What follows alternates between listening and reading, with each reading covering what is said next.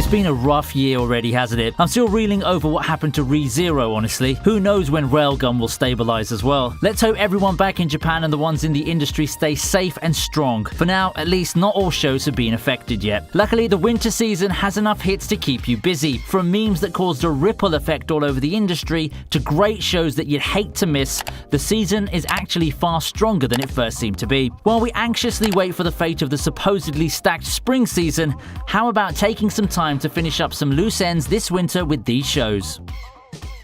なんだこれ無料ゲーム君は頑張って生き残ってね須藤要くん At the forefront of our list of best shows this winter 2020 is Darwin's Game. 2020 Future Dairy, anyone? The story of Sudo's mundane life being dragged into a death game and a battle for survival's not looking to be everyone's top choice for anime of the season, but it sure is one entertaining ride. In addition to Kaname's Shiro Emiya powers, anime fans can find a lot of familiar elements in Darwin's Game that would ease them into finding a comfort zone while watching the show develop. The action is fun, and I think that the character dynamics are ultimately the show's strongest point. I just think it's a shame that the show's likely to only run for one core. Because of the short run, we're not likely to see an adaptation of the latter arcs that detail more of the reasons for the death game and further develop the characters. Nevertheless, with what we have, I think Darwin's Game's exciting enough to stand on its own, and the arc that took up half of the scheduled episodes has been a treat to watch with its twists and great action. ショーモデル主にファッションショーで活躍するモデルのこと Up next at number 9 is Smile Down the Runway. You know, with me always saying that Isekai has done the masterful job of tweaking itself and reinventing some tropes in order to give it its long shelf life that we see today, there is something that I neglected to tell you. Isekai isn't the king of taking pretty much any setting and topic and applying its trademark flair in order to make it appealing. Sports anime is, as we'll see later. Now, why am I telling you this? Smile Down the Runway is not a sports anime in any sense. Well, it follows Chiyuki, a young, aspiring girl who dreams to be a star model. However, things don't go as planned for her, as she finds herself physically unable to become a professional model. You see, you have to be a certain height in order to make it, and such is the cruelty of this world. Nonetheless, help is on the way as Chiyuki meets a classmate who has talent in designing clothes. Together, can the two make the impossible possible? Now, doesn't that sound like the formula for a good old underdog story entering the world of cutthroat competition? It's not a sports anime, but it sure seems like one from the sound of things. Even if you're not that interested in the topic of fashion design, I'm sure that Smile Down the Runway will keep your butts glued as you watch Chiyuki's journey towards success. That's just how good the shonen anime formula is, and from experience, it manages to take something seemingly so unrelated like fashion design and weave it into such a compelling story. This show completely flew under the radar for me before the season, and now I don't regret watching it one bit. For our 8th entry, we take a journey to a fantasy world with Somali and the Forest Spirit. Taking place in a world of spirits and monsters, humans have long been driven to near extinction. However, this isn't your gritty humanities resistance show that you would have come to expect from settings. Instead, it's the story of Somali, one of the few remaining humans, and the golem who serves as the forest's guardian spirit. The chance encounter triggers a parental bond between the two, and they begin their journey of exploring the world together. It's magical, it's pretty, and it's as wholesome as you can get for a modern anime. Somali and the Forest Spirit is a story of the two's journey and the growth of the bond between father and daughter. The show reminds me of some good old Ghibli films, thanks to those high fantasy worlds that are just ripe for exploration and discovery. In contrast to the RPG settings or the war-torn imperial kingdoms that we often see in fantasy, Somali takes us to what reminds me of the magical world of fairy tales and childhood storybooks. Somali and the Forest Spirit is a unique experience for this day and age, and it's surely a wholesome one that you and the family can enjoy together. Special mention to the masterfully sung ending song by Rem's voice actress, which had me hooked for hours on end. And just as we finish with a wholesome show, it's time to get the popcorn ready for some controversy. Probably the most influential anime on the list in the real world is coming next on the list at 7.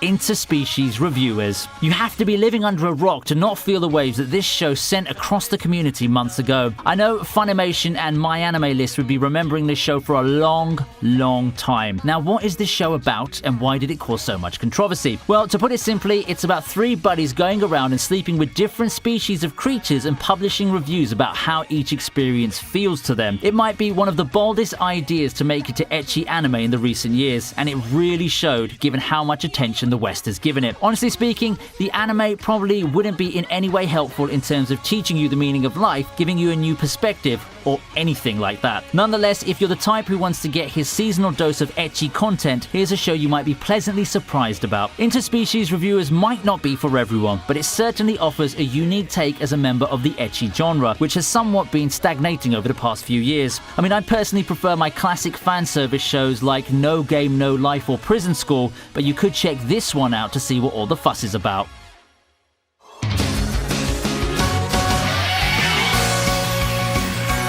For our sixth anime on the list, it's time to dive back into the world of MMOs with the hit anime Bofuri. I wonder how you guys assign stats in MMORPGs. Do you go all the way and throw all stat points in one relevant stat, or do you try to balance every stat out, possibly turning yourself into a jack-of-all-trades, master-of-none type? If you're the former type of player, you might be able to relate to Maple's dilemma. Allocating all of her stat points to defense due to her fear of pain, Kaede finds herself in a pickle in NWO, New World Online. Lacking magic, speed, or anything else which is relevant, her character Maple ends up being unable to do anything of relevance whatsoever. However, it does turn out that jacking up her defense that much does come with some nifty benefits, such as the skill Absolute Defense and the ability to kill things with counters. Armed with a unique setup, she partners with her friend Risa, playing as the swashbuckling Sally, and they go on plenty of adventures in NWO. Thus begins a cute and light-hearted adventure across an MMO world with the best adventure duo you could ask for. It may not be the most in-depth or realistic MMO show out there, but that's exactly where Bofuri derives its charms from.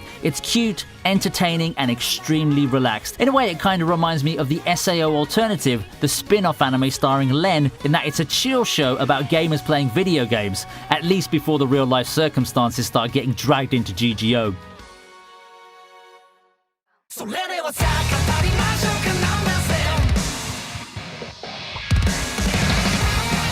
At number 5 is toilet-bound Hanako-kun. It seems to be a big thing with schools in Japanese media, but the concept of the 7 mysteries or 7 wonders seems to be quite common. Schools are, after all, prime locations for hauntings and stories of encounters with creatures that go bump in the night. Kamome Academy is no exception, as it's the place where the legend of Hanako-san, a ghost of a girl haunting toilets, lives on. Rumors state that Hanako would grant her summoner any wish.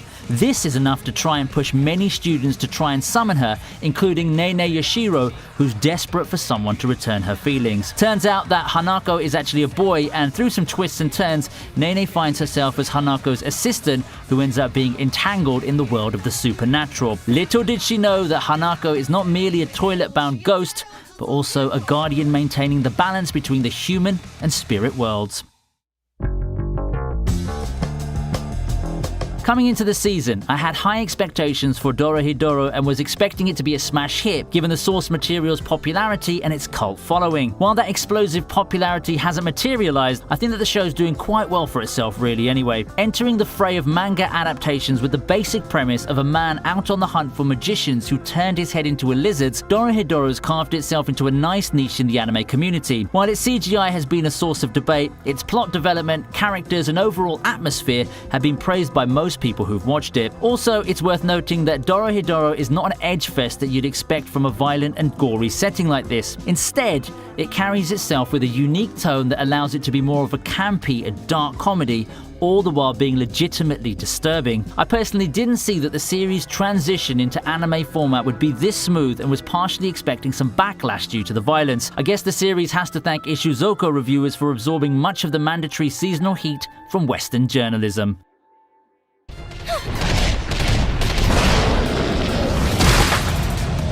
Next on the list is another supernatural show, Inspector. To be honest, this kind of show caught me by surprise. At first glance, I was thinking something along the lines of Bleach, minus the DBZ power levels and magical swords. It's that or Noragami, another show that I really loved back then and that you should also check out. However, Inspector has turned out to be one fun mystery-solving show. Much of the show's runtime is spent on spirit mediator Kotoko, college student Kuro, and his ex-girlfriend Saki solving the mystery behind Steel Woman Nanase, a spectre running amok and wreaking havoc around town. Just what is this ghost all about? How did it come to be, and how does it get put in its place? Most of the show's 12 episodes revolve around the case, and it turned out to be a slow burn that keeps me anticipating each new episode as weeks go by. The amount of talking might not be everyone's cup of tea, but the characters provide more than enough entertainment to keep fans engaged. There are some action and supernatural powers involved, but unlike Noragami, Inspector is a mystery series through and through. こんな感じのアニメになるぞ。どうよ。ガチャンガチャンスチャン。 Next on the list is Keep Your Hands Off Isoken. Every now and then, you get these anime that delve deep into the creation process of the medium. It seems to be a trend that's becoming more and more common, but won't ultimately blow up as much as the isekai or cute girls doing cute things genre had done before. Much like Bakuman and Shirobako had done it before, Isoken's the newest entry to that line of anime talking about how anime gets made. However, unlike the mentioned shows, I see Isoken as a more relaxed and less technical counterpart. I'd admit that this show feels a lot less serious than those mentioned, with it taking pride in its frantic and wacky energy. There's not really much to the plot besides three girls starting an animation club. Without a strong or compelling plot to drive the show forward, Isoken looks to keep us entertained with its main characters, and boy, does it do a great job of that. Every now and then the girls drift into a surreal fantasy sequence, a nifty twist that really shows us how much the creators love making their ideas run wild, both in and out of universe. Overall, Isoken's random and fun, and I think it can be one of the more memorable hits this winter season.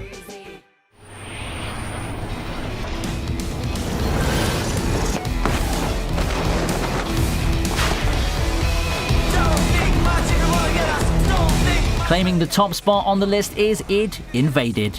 Id Invaded is an anime original that revolves around the Mizu Haname, a mysterious system that allows people to dive into the minds of murderers. The catch is that only people who've killed someone are permitted to dive into the Id Wells, manifestations of a murderer's mind. Id Invaded tells the story of Sakaido, a former detective who's had his fair share of experience with murder. While he may be considered a renegade assisting the police force, Sakaido soon realizes that the whole system and the serial killers that he despises so much may hold secrets far beyond what he's figured out. Id Invaded certainly brings back some memories of Psycho Pass and Inception for me, an apt name for a series then, seeing as id is the general term for an individual's unconscious mind. The use of technology in order to explore the mind of a criminal is a concept that's now been around for quite some time, and it amazes me to find another show like that this season. Will we look back at this season and consider Id Invaded as one of the best hits of 2020?